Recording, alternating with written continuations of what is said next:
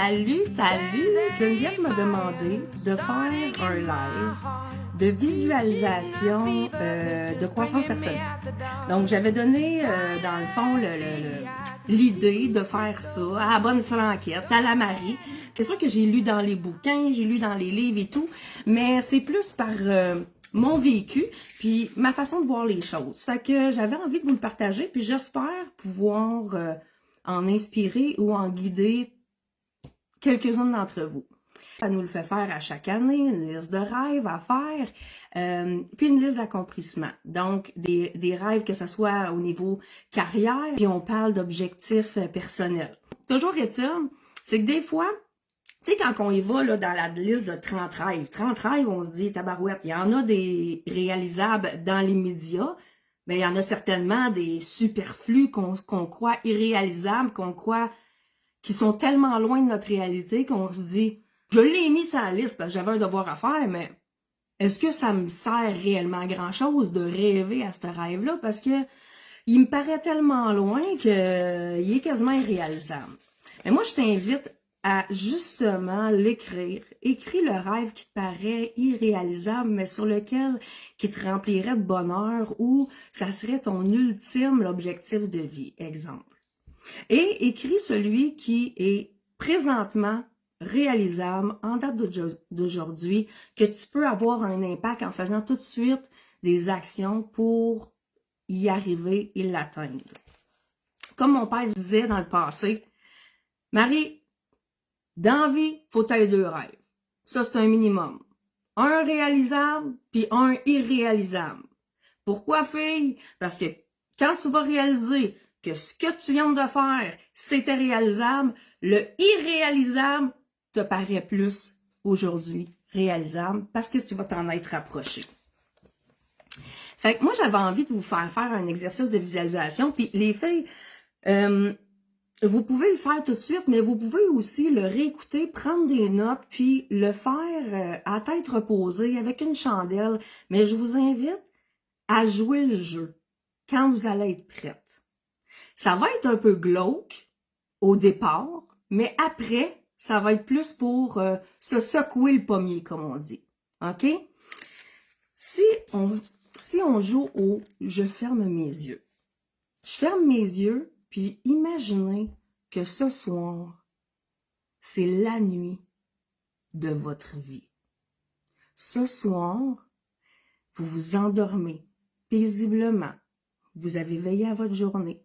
Vous vous endormez paisiblement.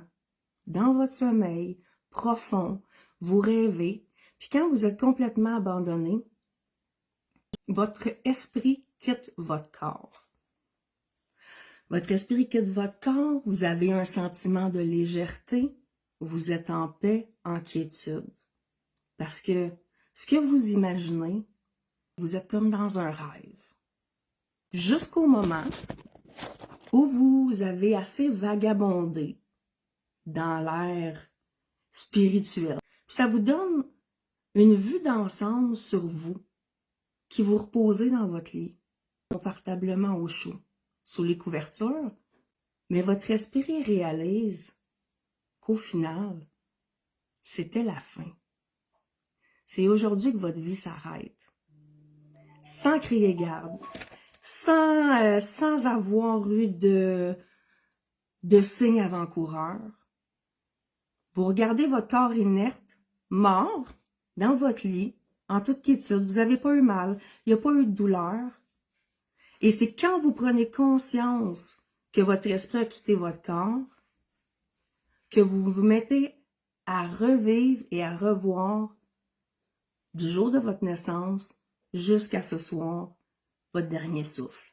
Vous ressentez la naissance, vous ressentez la joie, vous ressentez l'amour, vous ressentez tout ce que votre subconscient a enfoui, tout ce que vous avez enfoui refait surface.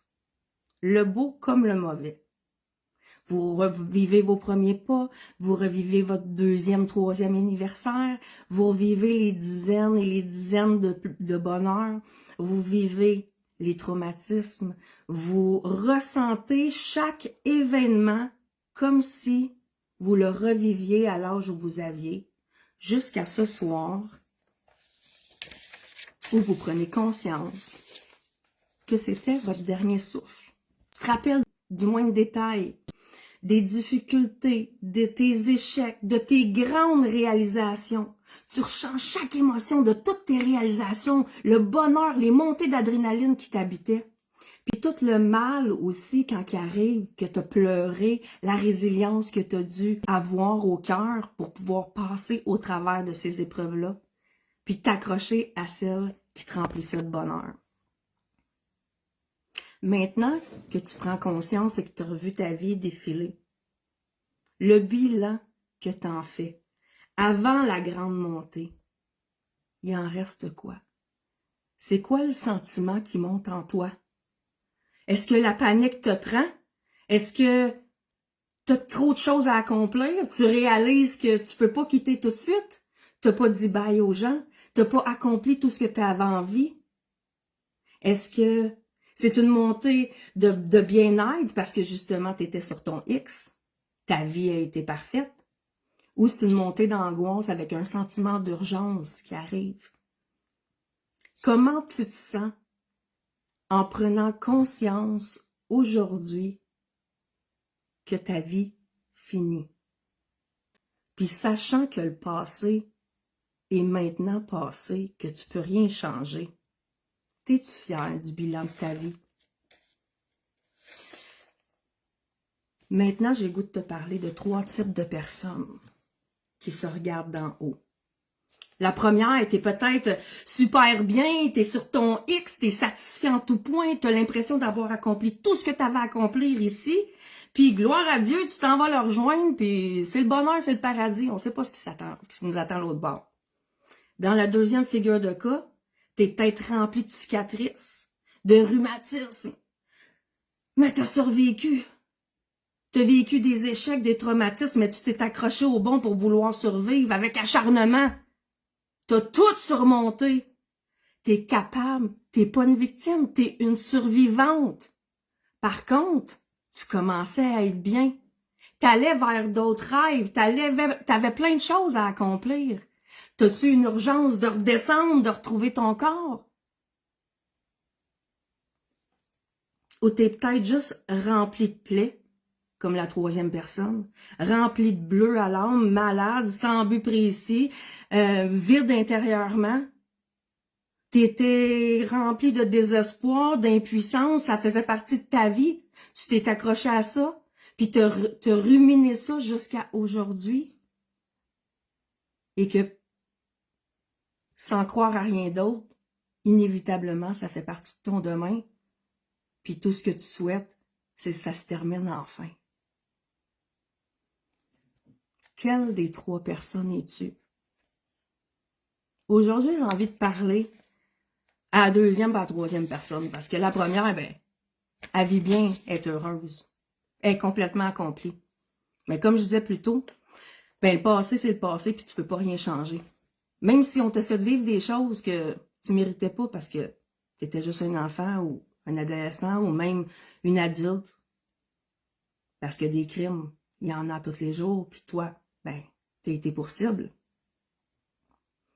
Ce que je veux dire, c'est que peu importe ce qui t'est arrivé dans la vie, si tu crois que ça soit en Dieu ou en l'univers, appelle-le comme tu voudras. Une chose est sûre, c'est que ce que tu as passé au travers d'hier à aujourd'hui, c'est pour mieux forger ton demain. Et comment on forge notre demain? C'est en regardant ce qu'on a à l'intérieur, en puisant de la plus malheureuse des situations, mais en puisant ce qu'on peut devenir dans la force, dans la positivité de cette situation-là. Qu'est-ce que ça t'a amené pour te propulser? Comment t'as pris ce défi-là de la vie pour t'amener à dépasser tes limites puis aller chercher ton bonheur, aller chercher ce que tu mérites malgré ce qu'on t'a fait subir, exemple. Ce que j'essaie de te dire, c'est que peu importe la situation dans laquelle tu étais à la journée de ta mort, maintenant, aujourd'hui, tu as le pouvoir de faire de ta vie un meilleur demain. Ce qui est beau avec le cerveau, là, c'est que souvent, il va répéter ce qu'il a appris.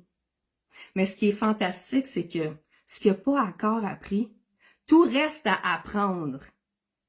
Donc, tout ce que tu es mal à faire comme action qui pourrait t'ouvrir des portes pour ton bonheur, il s'agit juste de mettre le pied dedans, de goûter à quelque chose d'autre que tu n'as jamais vu, vécu et goûté pour pouvoir enfin savourer et connaître d'autres choses, absorber en toi ce que tu n'as pas connu pour pouvoir changer les patterns que tu ne cesses de répéter.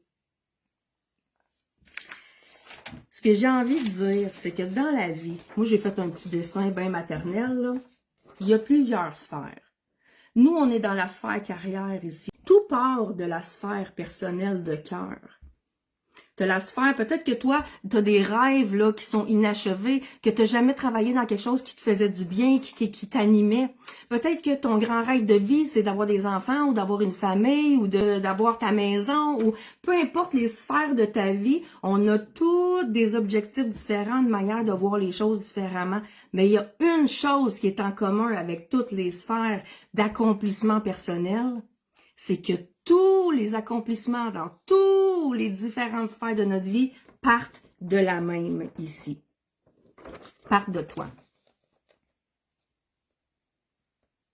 Donc, au moment où tu connais tes lacunes, t'admets dans la vulnérabilité les mauvais choix que tu as faits, ou les endroits, la mauvaise vision des choses que tu as eues, quand tu reconnais tes torts, tu as une partie du travail de fait sur toi pour l'accomplissement de tes rêves. Parce que quand tu t'admets, tu n'as pas le choix de changer les choses. Quand tu t'excuses à ton chum, là, d'avoir crié après, mettons, là, parce qu'il a peut-être pété une coche, il a peut-être fait ça, qui te met en maudit. Mais c'est toujours bien toi qui réagis.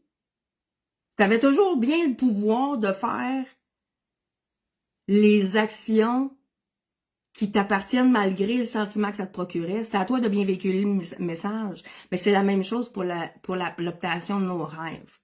Tu sais, je suis la première dans mon America qui fait du up and down. Tu sais, du up and down, ben parce que des fois, la sphère qu'on a à développer, là, tu sais, moi, le côté social des amis, j'en ai plein. J'ai des habiletés de communication, je les ai développées. Au niveau de la sphère familiale, il y a plein de choses que j'ai réglées. Je me suis créé une famille à mon image, mais ça, j'ai dû travailler mes relations personnelles. J'ai dû travailler ce côté-là à l'intérieur de moi pour créer une famille à mon image. J'ai dû travailler à l'intérieur de moi les bébites, les démons du passé pour accepter la sphère passée historique qu'on ne peut pas changer. Maintenant, je suis rendue d'attaque avec la sphère carrière. J'ai un peu de misère. Toi, ça va-tu bien de ton côté? Ce que j'ai envie de te dire, c'est que si tu abandonnes l'idée du rêve ultime que tu as en haut de cette sphère-là, tu abandonnes automatiquement l'idée de la fille qui est là. Tout ce qui nous rumine à l'intérieur de notre tête, puis qu'on verbalise pas, ça s'appelle l'emmerdeuse. OK? Moi, l'emmerdeuse est bien souvent chez nous. L'emmerdeuse vient me visiter, puis là, elle me fait penser que je suis pas assez bonne, je suis pas assez constante, je suis pas assez ci, je suis pas assez ça.